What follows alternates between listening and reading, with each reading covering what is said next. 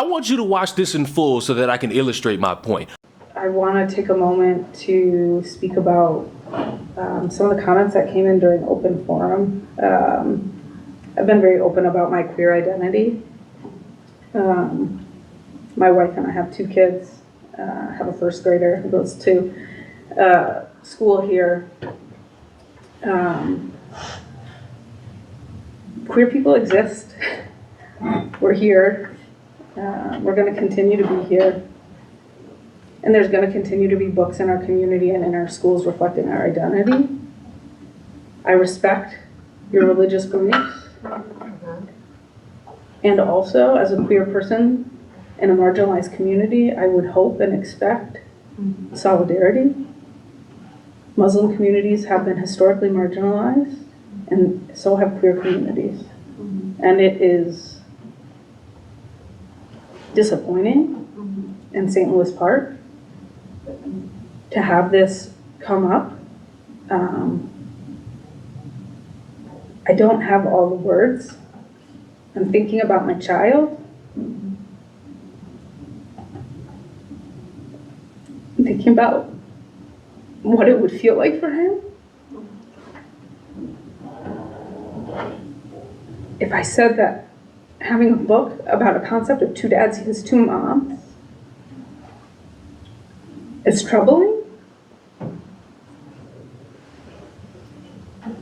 Urging children to engage with their gender identity, with the idea that my wife and I exist, that our family exists, is not controversial.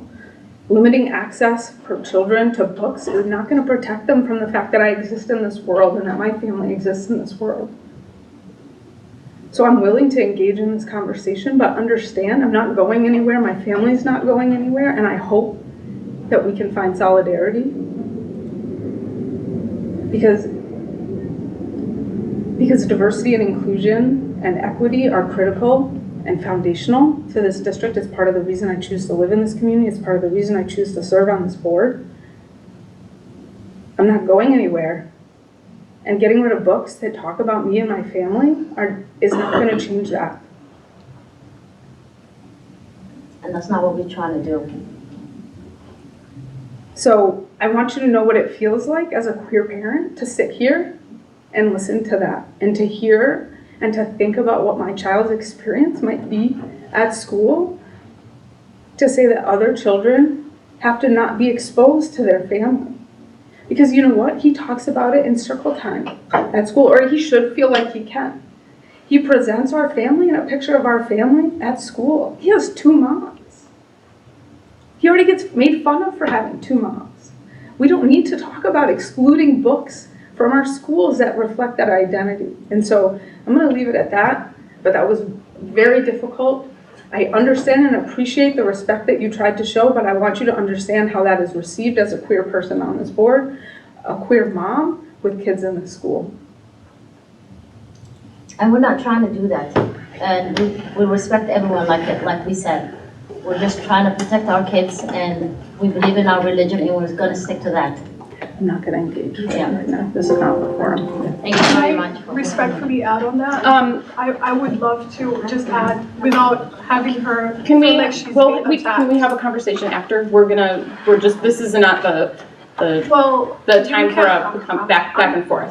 I don't know why, for months, people have been trying to sympathy talk their way into convincing the Muslim people to have a little bit more kindness and acknowledgement and respect towards the LGBTQ community, when it's been known for decades that's not how they swing. And it's unfortunate that you have to feel sad knowing that people like that don't respect you, or even if they do, they don't go along with a lot of the things that you do in your daily life. It sucks for you, but guess what? That's life. Boo plus who equals boo-hoo. But the thing that I still am confused about with these books and having these books for children, and if you take them away, you're somehow infringing upon the rights of every single LGBTQ insert person here type of individual, is that I believe, and this might be crackhead conspiracy theory Leon here, you can still teach about gay history in schools. You can teach kids the definition of gay, definition of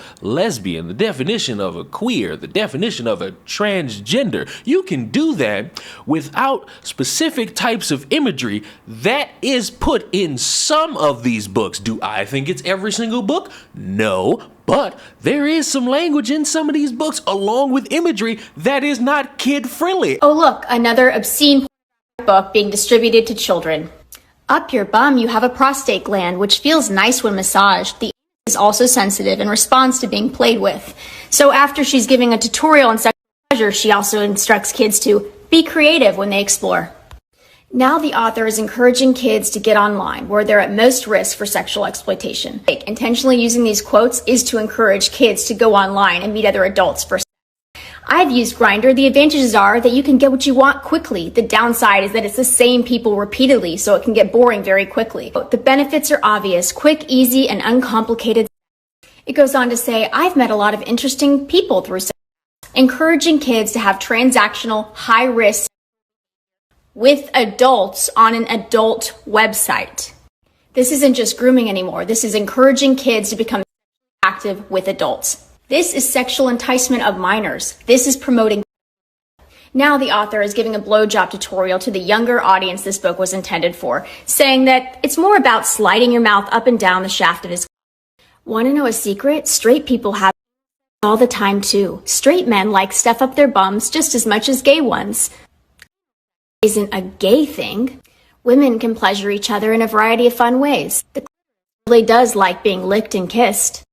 Let's end this with toys and strap-ons. These people are a danger to children. And maybe I've never had a kid. As you all know, I like my semen where I can see it. I would not want a child knowing about certain things until they're a little bit older, and would hearken to question, what does that have to do with knowing about your sexuality? It means nothing. It doesn't really bring anybody together. It's just some added verbiage that's a little bit weird, and kids should not be hearing at a certain age. Should they be learning sex ed? Yes. Do you want to straw man me and talk about straight relationships? Guess what? I don't need little 5-year-old Timmy or little 8-year-old Billy or little 10-year-old Susie to be knowing that a man and woman make babies by dry humping each other until something comes out of somebody else's body. We can agree on that, but can we at least sit down, understand that some things are not good and some things are quite easy to illustrate and talk about without getting so damn graphic? And for the love of God, the devil, and everything in between,